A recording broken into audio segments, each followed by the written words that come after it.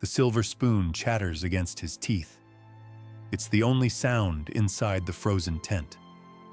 The man holding it forces down a thick black syrup, face tightening as the bitterness coats his tongue. He sits perfectly still. 1 minute, 2. Then, slowly, the opium takes the edge off. The fire in his stomach dulls. The tremors in his hands begin to quiet. His shoulders drop with a long, exhausted exhale. This isn't some scene from a Victorian opium den.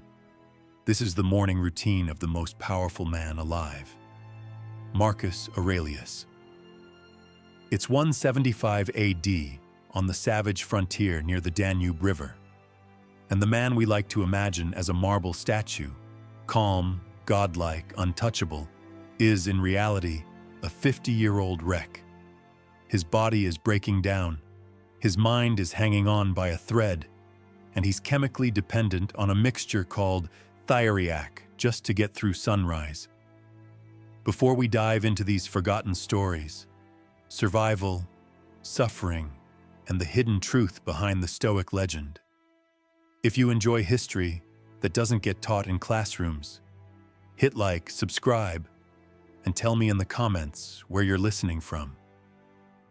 I genuinely love seeing how people from all over the world end up in the same story, at the same time, pulled in by the same curiosity.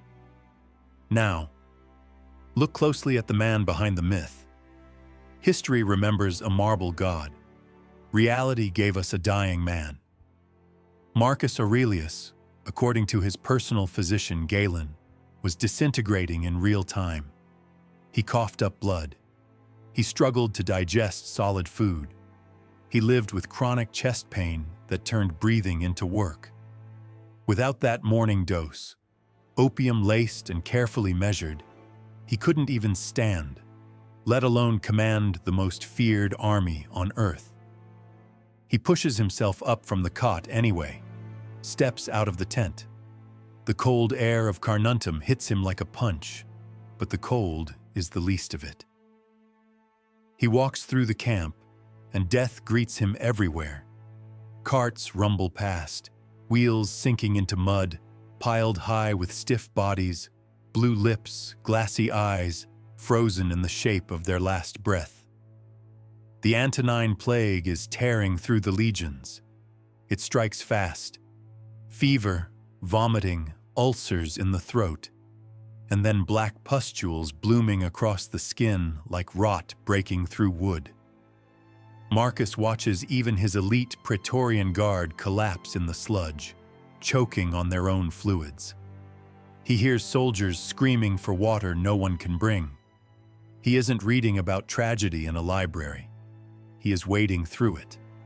And this is the brutal context modern philosophy classes skip right past. When Marcus wrote, "Death smiles at us all a man can do is smile back," he wasn't being poetic. He was staring at piles of burning bodies. He was trying to find a reason not to scream. He retreats back into the tent, lights a lamp, unrolls a papyrus scroll. This is where the magic happens. But it isn't magic. It's survival. He doesn't write to impress anyone. He doesn't write for an audience. He writes to make it through the night. Scholars love to analyze the Meditations like it's a clean masterpiece of logic. But read it closely, and it feels different, desperate, repetitive. Like a man whispering the same sentence over and over, because if he stops saying it, he'll break. Pain is neither unbearable nor everlasting. He repeats it because he's in pain right now. The mind is the ruler of the soul. He repeats it because he feels control slipping. He's using philosophy the way a drowning man uses wood, something to cling to while the water pulls him under. Plague, invasion, the agony of his own failing body. He's building a fortress in his mind because everything outside that fortress is collapsing. Most men would have broken. Most emperors would have fled to warm coastal villas, leaving generals to die in the mud. Marcus stays. He endures the freezing rain, the stench of rot, the nightly opium withdrawal as the dose fades and his body starts begging for the next. So why? Why would a man who owns the world choose this hell? To answer that, we have to strip away the armor, strip away the gray beard, and go back to Rome, 50 years earlier, before the tent, before the plague, before the Danube. We need to find a serious boy walking through the halls of power, unaware that a dying emperor is watching him from the shadows. Cut the darkness, smash into blinding Roman sunlight. 138 AD, the air smells like jasmine and hot stone, not sickness and smoke. We're inside the imperial palace, marble corridors, echoing footsteps, power hanging in the air like incense. And there he is, a boy, 17 years old, curly hair, eyes that look too old for his face. His name is Marcus Annius Verus, and he's not like other Roman teenagers. While his peers gamble on chariot races and chase tavern girls, Marcus is busy exhausting his tutors. He asks too many questions. He obsesses over truth. He wears a rough Greek cloak instead of fine wool. At night, he refuses the soft bed and sleeps on the floor, trying to imitate the old philosophers, until his mother physically drags him back onto a mattress. He wants to be invisible. He wants a life of ideas. He wants to be free. But someone is watching him. Emperor Hadrian. Hadrian is brilliant, artistic, and terrifying. He spent his reign purging rivals, executing enemies, bending the Senate into silence. And now his health is failing. His heart is failing. And he has no son. Rome needs an heir who won't burn the empire down. Hadrian looks at the boy and doesn't call him Marcus. He calls him Verissimus, the most truthful. He sees something no one else sees, a capacity for grinding duty, a man who would carry the weight. So Hadrian plays one of the most brutal political moves in history. He summons a respected 50-year-old senator, Antoninus Pius, and he offers him a deal that isn't really a deal. "I will adopt you as my son," Hadrian says, "and make you emperor. But in exchange, you will adopt this boy, Marcus, and make him your heir." A contract written in blood and time. Hadrian is skipping a generation, using Antoninus as a placeholder, a warm chair, keeping the empire stable until Marcus is old enough to rule. And when the news reaches Marcus, his reaction is not what you'd expect. Most men would celebrate. Most men would kill their own brothers for a shot at the purple robe. Marcus weeps. His biographers say he was terrified. He stares at his servants with real horror, because he understands exactly what this means. He's a student of history. He knows what absolute power does to the soul. He knows the throne is a gilded cage that will strip him of privacy, study, and freedom. He argues, he pleads. But you don't say no to Hadrian. Overnight, Marcus Annius Verus dies, and Marcus Aurelius is born. Marcus moves into the palace of the Caesars. The rough philosopher's cloak disappears, replaced by silk and ceremony. The quiet of his study is swallowed by the constant noise of court. Whispers, petitions, flattery, threats hidden inside compliments. For the next 23 years, he lives in the shadow of Antoninus Pius, his adoptive father, and the steady hand holding Rome together. This is the peak of the Pax Romana. The empire is rich, stable, confident. But for Marcus, it's a 23-year apprenticeship in self-denial. He learns to sit through endless speeches without letting his face betray boredom. He learns to sign death warrants with a steady hand. He learns to bury emotion under calm politeness, to wear serenity like armor. He is training for a role he never wanted. And fate has a twisted sense of humor, because Hadrian's plan looked perfect on paper. Raise a philosopher and hand him the world. But Hadrian made one fatal miscalculation. He didn't just force Marcus to inherit the burden, he forced Marcus to share it. Because Hadrian also demanded the adoption of another boy, young, wild, charming, and far less serious. Lucius Verus.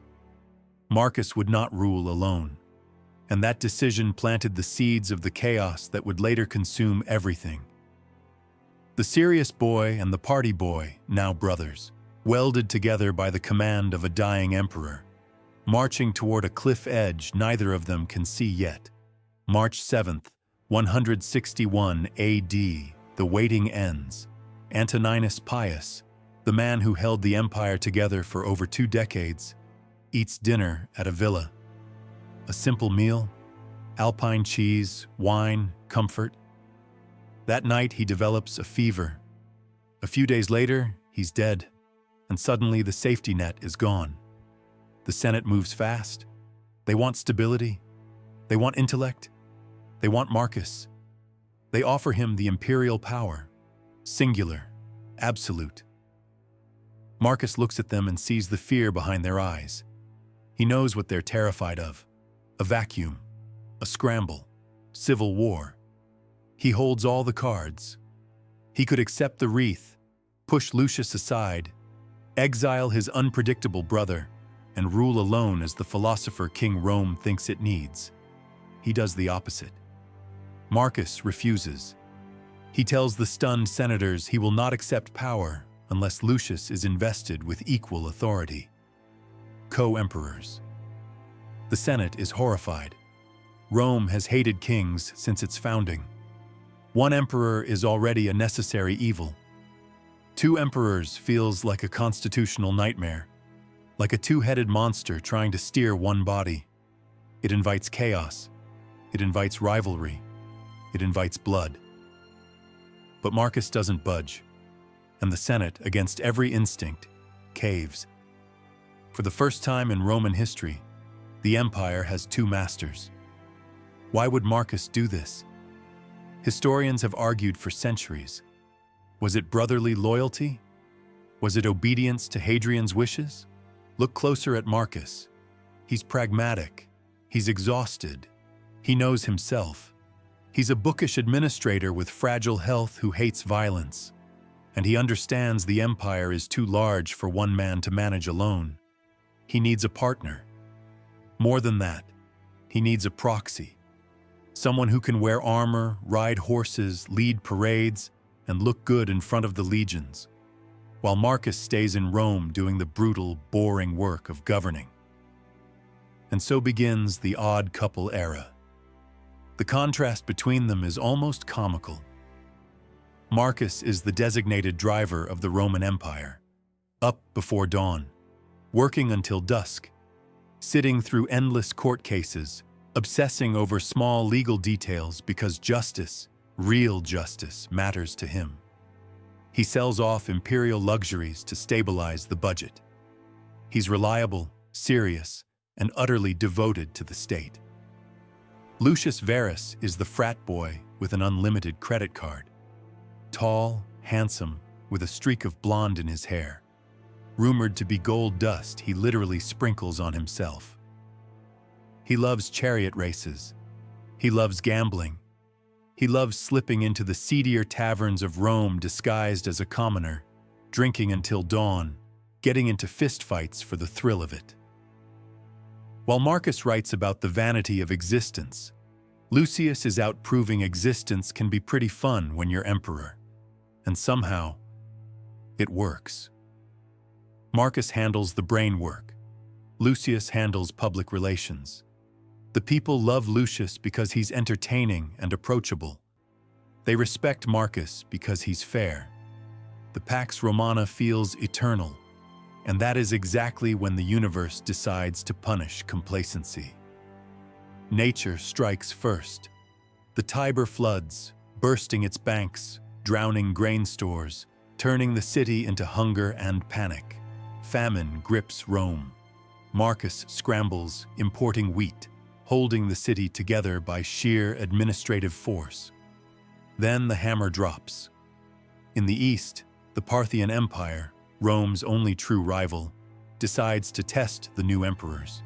Their general enters Armenia, wipes out a Roman legion, and kills the governor. This isn't a border skirmish. This is war. Marcus faces his first true crisis, and he cannot lead the army. He has no military experience, and his health wouldn't survive the harsh Eastern Front. He looks at Lucius. This is what the partnership is for. Marcus sends Lucius to the east. It's brilliant, on multiple levels. If Lucius wins, Rome is safe.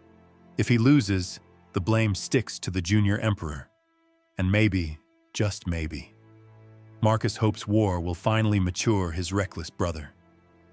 Lucius prepares to leave, but he doesn't pack strategy maps or philosophy scrolls. He packs actors, musicians, hunting dogs. He turns the march to war into a traveling festival. Marcus watches him ride out of Rome, the city cheering. Then Marcus turns back to the palace, back to the legal scrolls, back to the quiet. He exhales. Finally, he's alone. Finally, he can focus. He has no idea Lucius isn't just taking an army east. He's walking into a trap, one that will unleash a force far deadlier than any Parthian blade. Lucius arrives in Antioch, the glittering resort city of the east. He takes one look at the mountains leading to the front lines and decides war is better managed. From a distance. Specifically, from a luxury villa filled with beautiful women and endless wine. For 4 years, while Roman legionaries bleed under desert suns, Lucius oversees the logistics of his own entertainment. But Rome's war machine doesn't need an emperor to kill. It needs a general. Enter Avidius Cassius. Remember that name.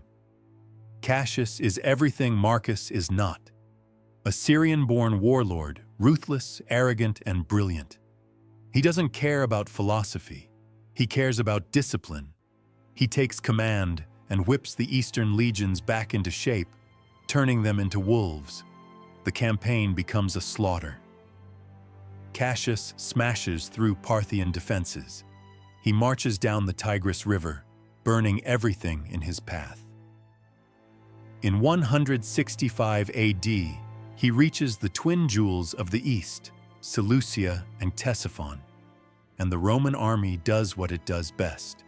They sack the cities, they torch palaces, they massacre inhabitants. It's total victory. Parthia is broken, but in the smoke and ruin of Seleucia, something goes wrong. Legend says a Roman soldier looting a temple found a sealed golden casket. Greed took over. He cracked it open, hoping for jewels. Instead, a foul vapor escaped, a curse from the gods. The truth was less mystical and far more deadly. The soldiers were packed into tight quarters. They were drinking, raping, looting, turning a conquered city into a biological time bomb. Someone coughed. Someone touched contaminated cloth. A microscopic hitchhiker leapt from a local host to a Roman lung. Likely smallpox, something the Roman immune system had never truly faced. The war ends. The legions gather their loot, and they begin the long march home. But they are not returning alone. They carry the pestilence inside their bloodstreams. As the army marches west, they leave a trail of corpses. Villages that cheer the returning heroes on Monday are silent by Friday. The virus rides the Roman roads, the ancient internet, spreading with terrifying speed. Back in Rome, Marcus and Lucius prepare for a massive triumph. October 166 AD. The city is delirious. Crowds roar as the two emperors ride through the streets in a chariot drawn by 4 white horses. Purple robes, gold embroidery, wagons overflowing with Parthian treasure. It looks like the apex of the Golden Age. It is actually the beginning of the end. Within weeks, the Parthian sickness detonates inside the eternal city. Rome becomes a death trap. 1 million people packed into dense tenements turns the capital into an incubator. 2,000 die every day. Imagine the logistics of that. There aren't enough carts to haul the bodies. Funeral pyres burn non-stop. The smell of flesh chokes the air and stains the sky gray. The medical system collapses because the doctors are dying faster than the patients. Even Galen, the great physician, flees in fear. He later returns, summoned by Marcus, and describes the symptoms. Fever like fire inside the bones. Pustules that blacken and scab. Diarrhea so violent it drains life in hours. The economy freezes. Farms are abandoned. No one left to harvest wheat. The tax base evaporates. The army, the tool that brought the plague home, is decimated until entire legions exist only on paper. And Marcus? Marcus stands at the center of the apocalypse. Lucius is useless, still partying, still in denial, perhaps too terrified to face what he helped unleash. So Marcus carries it alone. He presides over ceremonies to appease the gods, even if he doubts their power. He changes burial laws to limit infection. He grieves publicly, not just behind closed doors. But the universe isn't done with him yet. Because just as the empire drops to its knees, the vultures begin to circle. Up north, beyond the Danube, the Germanic tribes have been watching. They see empty forts. They see smoke rising from burning pyres. They smell weakness. And for the first time in centuries, they don't just raid, they invade. Panic. That's the only word for Rome in 168 AD. The impossible has happened. The Marcomanni and the Quadi smash through the Julian Alps and pour into Italy itself. One city after another falls under siege. No foreign enemy has set foot on Italian soil in nearly 300 years. The illusion of safety shatters overnight. The mob in Rome demands action. They want legions. They want blood. They want the barbarians crushed. But war costs money, and Rome is broke. The Antonine Plague has obliterated the tax base. Mines are closed because the miners are dead. Farms lie fallow. The treasury is an echoing shell. Marcus faces a brutal choice. He could levy emergency taxes, squeeze a population that's already starving and dying. Most emperors would. Marcus refuses. He will not bleed a people who are already bleeding. Instead, he orders the imperial palace emptied. Picture the Forum of Trajan on a gray winter morning. The most exclusive estate sale in history is underway. The auctioneer isn't selling cattle or slaves. He's selling the private treasures of the Caesars. Golden goblets Hadrian drank from. Silken robes of empresses woven with gold thread. Crystal vases, jeweled daggers, priceless statues collected over generations. Marcus stands there and watches his life get sold piece by piece. He auctions off the symbols of his own power to pay soldiers' wages. For 2 months, the sale continues, sending shockwaves through the empire. The message is unmistakable. I am not above you. I am in this with you. With the money raised, Marcus rebuilds the army. He recruits slaves, gladiators, bandits, anyone who can hold a spear. A desperate, dirty force. Then he does something even more drastic. He removes the toga. He puts on the sagum, the heavy wool cloak of a general. The philosopher king is gone. The warlord is born. He marches north, and this time he drags Lucius Verus with him. But Lucius is finished. Years of excess have hollowed him out. As the campaign begins near Altinum, Lucius collapses. A stroke, foam at the mouth. He dies in a carriage. Marcus grieves, but he does not stop. He sends the body back to Rome and turns his horse toward the Danube. Now, he is truly alone. The Marcomannic wars that follow aren't glorious. There are no wide fields, no clean charges. This is a grinding, miserable war in frozen forests and choking swamps. The enemy is terrifying. The Germanic warriors are giants compared to the Italians. They paint themselves black to fight at night.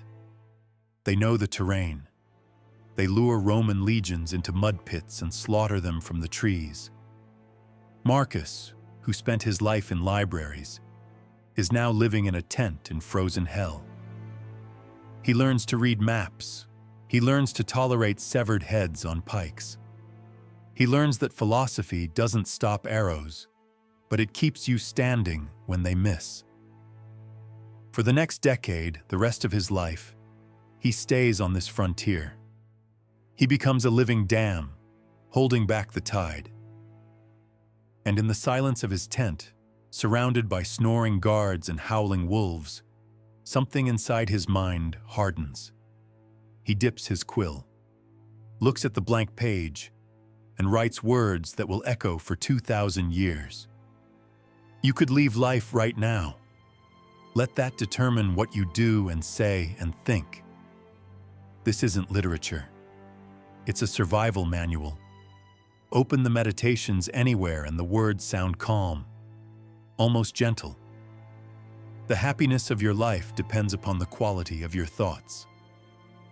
It sounds like a greeting card, but context is everything.